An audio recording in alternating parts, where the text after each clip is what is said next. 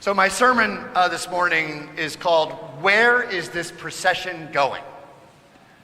And our wonderful acolytes in choir might have been asking that this morning with our complicated procession, but they were all awesome and did a great job. I'm very impressed, actually. But where is this procession of Jesus into Jerusalem going?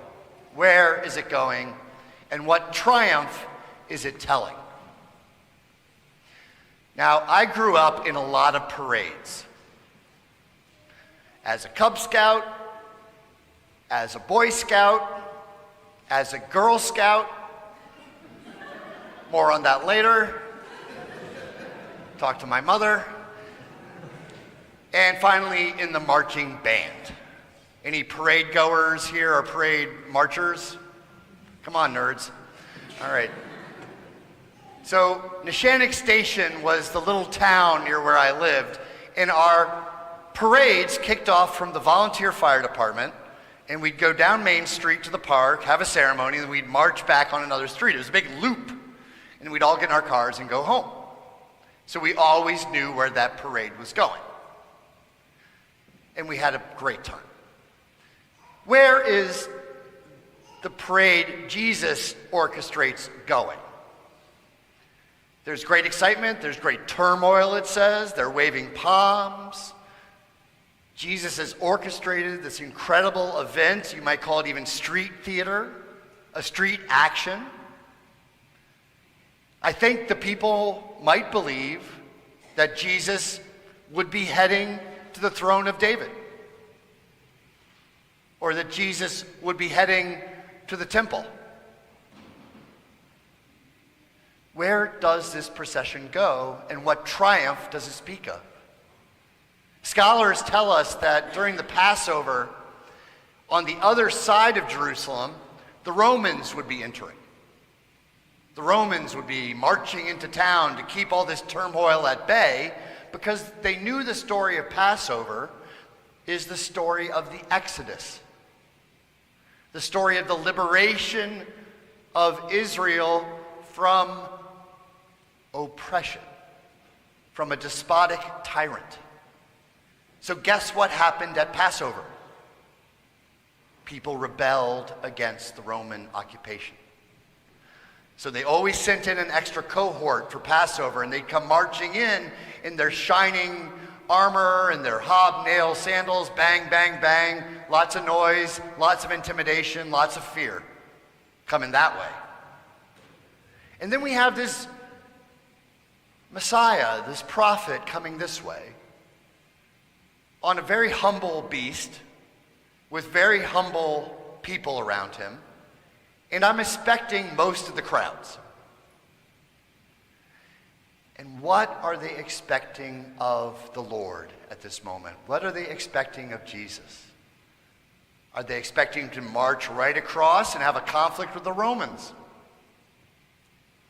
Are they expecting him to march in and declare the day of the Lord, when Israel is set free and he will reign like David the king? What are they expecting? And what is Jesus doing with this procession?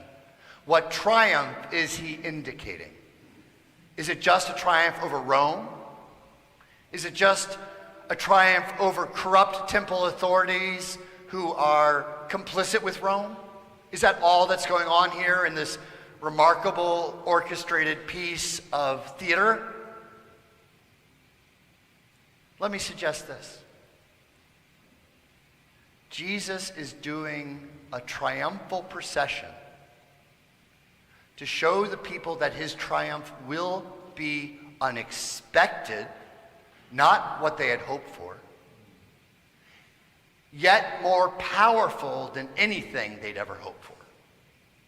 Because Jesus is not just going to confront the Roman Empire.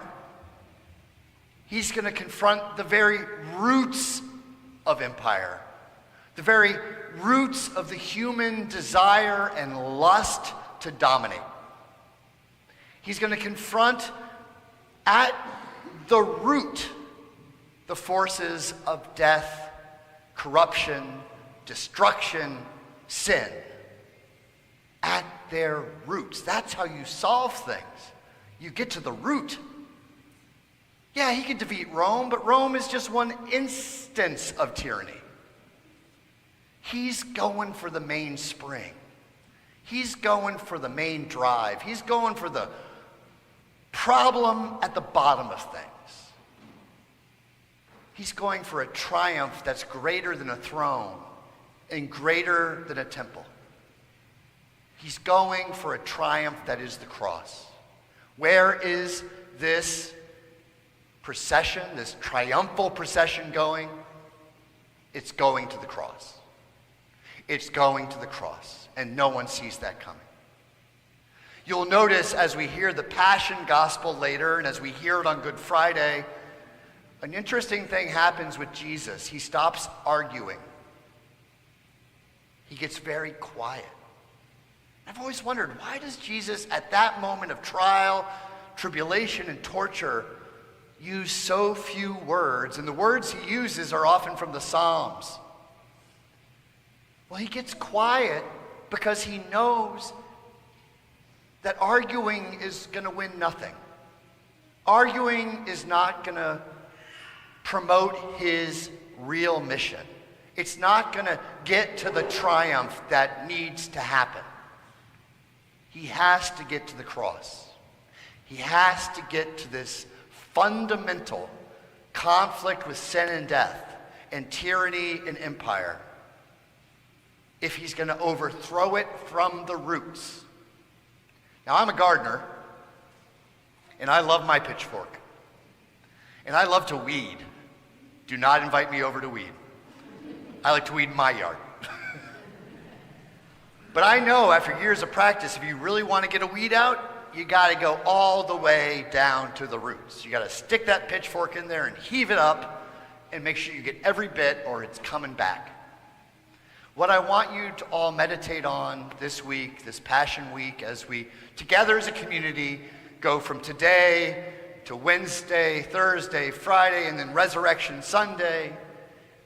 How is Jesus digging up sin and death and oppression and tyranny by the roots so that we may live free? Free to love and in his love. Amen.